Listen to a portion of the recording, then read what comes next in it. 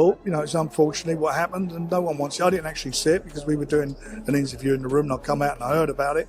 No one wants that happening, but both the guys have apologised. I don't know why he's got away with it. I know they're trying to brush it under the carpet and quieten it down, but it's not going to go away because everybody thinks it's disgusting. I've already given my opinion. It's like if someone fell out with my dad, I don't think I could be friends with them. You know, if someone said something bad or fell out with my dad, I'd probably want to hurt them as well. So, Frank Warren was absolutely livid following the chaotic confrontation involving John Fury and Eddie Hall, openly condemning it as a profound embarrassment for the entire sport of boxing. He visibly seethed, labeling the entire incident as disgraceful and entirely preventable, noting how John Fury's volatile temperament had once again plunged the sport into unnecessary turmoil. What was intended as a promotional opportunity rapidly devolved into a street-level fiasco, utterly indefensible by anyone connected to boxing. Be any more of it, that's for sure, and everybody wants to show some respect to each other, and let's see the fight where it should happen, in the ring on Saturday night. Warren emphatically stated his aversion to such disorder, underscoring that the unsightly altercation between John Fury and Eddie Hall had needlessly entangled boxing in a web of drama.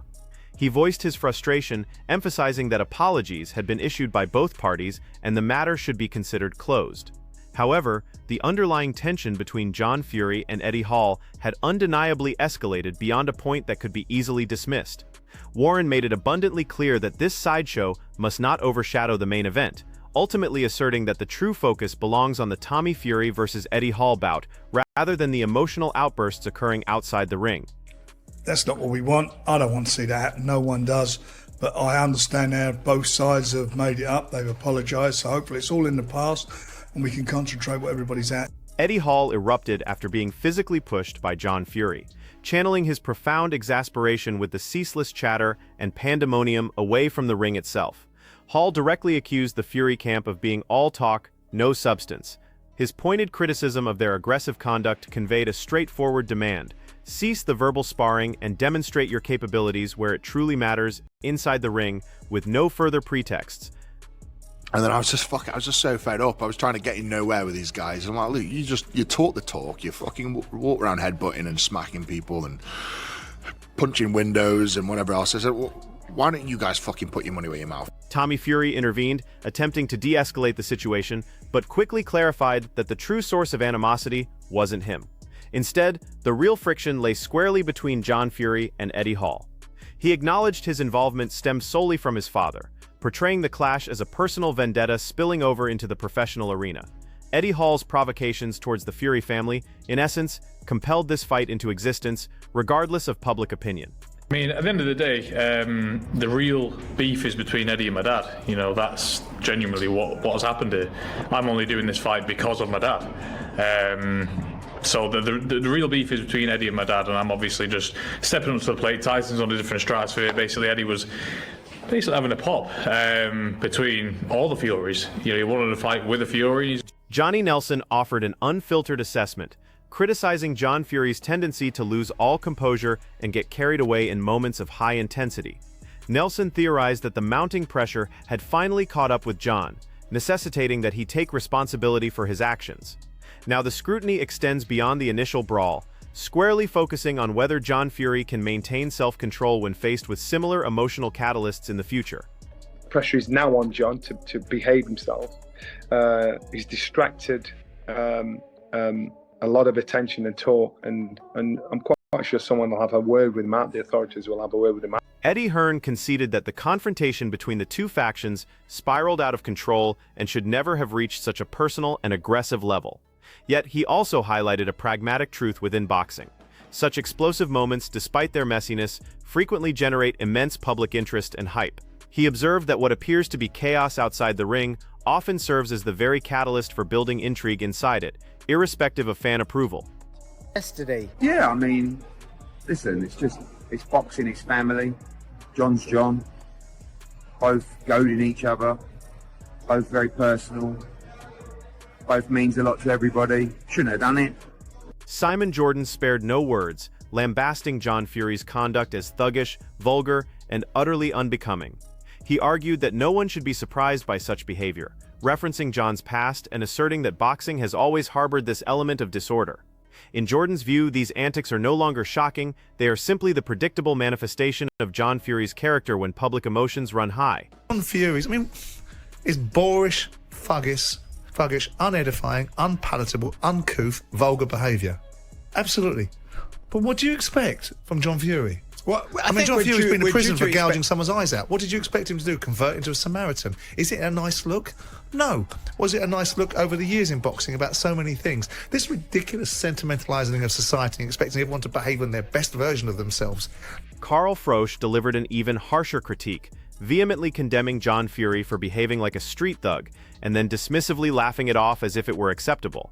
He exposed the blatant hypocrisy of acting aggressively, issuing threats of violence, only to treat the entire incident as a joke afterward. Frosch made it unequivocally clear he was fed up with the perpetual chaos, demanding John step aside and cease injecting negativity into the entire fight promotion. He's behaved like a thug in a disgusting manner, and then he's able to just laugh it off and joke it off and say, you know what, anyone comes near me, they're going to get a headbutt. So it's kind of justified what he's done. He's been vindicated for what he's done, as in, yeah, it's okay to go around like that and behave like an imbecile, and then still laugh and joke and still threaten to headbutt me in belly. I've told you what I think about headbutting this too. You know that's not going to happen. Tommy Fury entered the fray with palpable self-assurance, precisely targeting Eddie Hall's most significant vulnerability by asserting that while one can sculpt immense muscle, a resilient chin is an innate trait. He declared his explicit intention to expose this very weakness within the ring. The message was unmistakable. Sheer power and size are inconsequential if one's defensive capabilities are lacking. Tommy is confidently promoting the idea that this contest will ultimately hinge on precision, impeccable timing, and whether Eddie possesses the fortitude to endure genuine blows.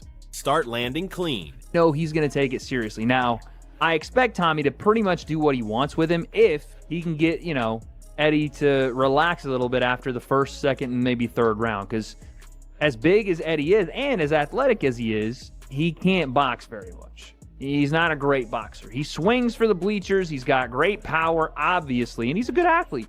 Like, he's a really good quick-twitch athlete. But even in the Hafthor Bjornsson fight, I can't even believe we're referencing this in terms of a Tommy Fury fight, but even in that fight, I know Eddie had like one arm because he had a shoulder messed up, but Thor outboxed him and stuck a left hand on him. He was the southpaw. It was tricky, but hey, listen, and Tommy is not like a high-level operator, but he better be high-level enough to win. The Wade Plemons laid it. The analysis bluntly stated that Tommy Fury should be able to seize command once he settles into the fight, effectively forcing Eddie Hall to slow his pace after the initial rounds. It was highlighted that Eddie's primary hurdle is his noticeable deficiency in genuine boxing skill, as he leans heavily on brute force rather than refined technique. Even historical examples demonstrate Eddie's struggles to adapt when pitted against seasoned boxers. The implication is clear. If Tommy maintains his composure, this bout will evolve into a technical mismatch rather than a dangerous, chaotic brawl. If it's a good, fun event and you take it for what it is, I wouldn't want to be in it. I wouldn't want to be across the ring from this fella. But notwithstanding it, I'm quite happy for Tommy Fury to get a punch in the face. Simon Jordan characterized the entire spectacle as pure entertainment, likening it more to a diverting show than serious boxing. He admitted a reluctance to face someone of Eddie Hall's intimidating physical presence in the ring, conveying genuine respect for the strongman's stature. However, in the same breath, he controversially added that he wouldn't mind witnessing Tommy Fury absorb a solid punch, reflecting the deeply divisive nature of this upcoming fight, a blend of sport, chaos, and absolute unpredictability. Tommy is obviously a boxer. Eddie can fight as well, though, to be fair. So, yeah. You've trained with both of them, though. What's the skills? What's the breakdown for this one? Tommy's been boxing all his life, so you would think that the edge should go to Tommy, but Eddie can actually genuinely. Frank Warren underscored that this fight has garnered immense attention for both commendable and contentious reasons, emphasizing that it represents not merely hype, but potentially life-altering financial opportunities for those involved. He defended his promotional decisions, asserting that he has no qualms about placing a fighter in high-risk, high-reward situations if he believes they possess the winning capability. For Warren, it's about career advancement and seizing opportunities, not just fueling controversy. He further highlighted this as a significant moment where risk intersects with substantial reward, stressing that despite the surrounding tumult, success in boxing ultimately boils down to opportune timing, seizing chances, and unwavering faith in one's fighter. It's grabbed everybody's attention for various reasons, and they're getting. I mean, Tommy's getting life-changing money, and you know, how can you, I can't knock that. You know, you're in the ring. It's a dangerous place to be, and you know, my job is if I see a fight that I feel he can win and I'll put him into it, then I'll do that, and it gets him, you know, gets him further up the ladder. Not only do I think he can win it, I think, you know, obviously you know, this is a high-profile fight, but he's getting a truckload of money for it. So, you know, it ticks all the boxes. Dave Allen offered a starkly honest viewpoint, admitting his enjoyment of both personalities involved, but still branding the contest as a spectacle rather than pure boxing. He categorized it as part of boxing's contemporary circus era, where athletes from diverse backgrounds clash for entertainment value rather than strict sporting integrity. While critical of the concept, he confessed he would nonetheless watch it due to its inherent interest and attention-grabbing nature. His remarks encapsulate a broader truth currently pervasive in boxing. Fans may question its legitimacy, yet the sheer curiosity and entertainment allure prove too compelling to completely disregard. Will I watch it? Of course I'll watch it. I like Tommy Fury a lot. I'm a Tommy Fury fan. Eddie Hall, I'm an Eddie Hall fan. I like the world's strongest man. A lot of respect for him. So of course I'll watch it. I'll watch it as a spectacle, in it. It's part of the new bit of circusry that's come into boxing. All these exhibitions, different people from different sports coming in. But for all intents and purposes, as a boxing match, what a load of bollocks. Yeah, I don't think it's. I don't like it too much, but I'll watch it because it's like it's interesting in lots of ways, and I think people find it interesting. Vidal Riley provided a candid assessment of Eddie Hall's sheer size and inherent unpredictability, noting that given his enormous mass and raw strength, anything remains possible, despite a clear technical boxing disparity. Riley still favored Tommy Fury to emerge victorious, primarily citing his experience and refined skill set, but acknowledged that the fight is far from a foregone conclusion. In his estimation, the matchup is commercially and stylistically sound, but Eddie's raw power introduces a persistent element of danger. Therefore, this contest transcends mere technique, posing the fundamental question of whether skill can withstand chaos long enough to impose control. I mean, Eddie, when I sparred Eddie, he was, 140 kg. I don't know how much he's going to have to be for Tommy. But Tommy should win, innit? Like, he should win. But Eddie Hall, who knows? Who knows? It makes sense for Tommy, innit? It's a good fight. It's a good fight to sell. Dave Allen reacted with a mixture of surprise and amusement, remarking on the peculiar sensation of seeing a strongman like Eddie Hall step into a boxing ring against Tommy Fury. He questioned the dynamics of the matchup, even hinting at a significant business element likely driving the bout behind the scenes, with both parties potentially reaping substantial financial benefits. While acknowledging the entertainment factor, his tone clearly conveyed that this was not traditional boxing in his eyes, but rather a crossover spectacle where personalities, financial incentives, and promotional prowess hold as much weight as the actual events within the ropes. World's strongest man, amazing. Do you know what I mean? Brilliant. He's fighting Tommy Fury. I thought they were mates. They probably are mates. They're probably making a fucking fortune as well. Wade Plemons provided a detailed breakdown of Eddie Hall's inherent danger, elucidating that even with limited technique, his timing and sheer raw power render him exceptionally formidable. He issued a stern caution. If Eddie Hall effectively closes the distance and connects with his right hand, it possesses the potential to instantly alter the entire trajectory of the fight. However, Plemons also underscored Hall's propensity to over-rely on power shots rather than clean fundamentals, thereby presenting Tommy Fury with opportunities to control distance and outbox him. Nevertheless, the central warning remains stark. Eddie doesn't require perfection. He merely needs one precise connection to completely reverse the tide. Upside down. A lot more dangerous. Step in with the left foot, step with the back foot as well, and then just run that right hand. Was it a feint, or did he just not get there? I mean, either way, make your punches look like feint, because he doesn't really try to land the jab. He's just showing it to him so he can get to the right hand. Bring his feet, and that's a lot more dangerous. Even arm punching, though, Eddie can crack. So. Jones analyzed the initial exchanges, pointing out how Eddie Hall already demonstrated flashes of his power through sharp jabs and fundamental combinations. However, he emphasized that Eddie's genuine threat would only materialize if he could properly set up his potent right hand, rather than throwing it indiscriminately. against an opponent like Tommy Fury, who is expected to maintain mobility and constant footwork. Achieving this becomes extremely difficult. The critical confrontation here boils down to Hall's timing versus Fury's movement.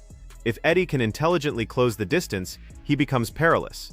But if Tommy keeps him at range, the bout will likely transform into a technical mismatch where Eddie struggles to land clean, consistent blows. At least 100 pounds heavier, if not more, probably 110, 120, maybe 130 pounds heavier than Tommy. So I'll give it to Tommy, he's got balls. I mean, I'll be there. It's in Manchester, isn't it? I'll be there. June. It's gonna be an interesting fight. Tommy is obviously a boxer. Eddie can fight as well, though, to be fair. So, Wade Plemons further explored the technical blueprint for Eddie Hall, positing that simplicity is his most effective weapon. He advocated for Eddie to adhere to basic boxing principles: jab, overhand right, body work, and clinching whenever the fight becomes untidy. The overarching strategy is to disrupt Tommy Fury's rhythm and transform the bout into a physical ordeal, rather than attempting to cleanly outbox him. However, Plemons also made it clear that Tommy's superior movement and precise timing, especially from a distance, would present the formidable obstacle. Eddie's entire tactical approach hinges on his consistent ability to breach that distance. Failure to do so, Plemons concluded, would allow Tommy to effortlessly dictate the fight and inflict a long, frustrating night upon the strongman. Tommy does win. Is there a concern that he could go down that route even more, knowing how much money he can make, not challenging for British titles, European and so on?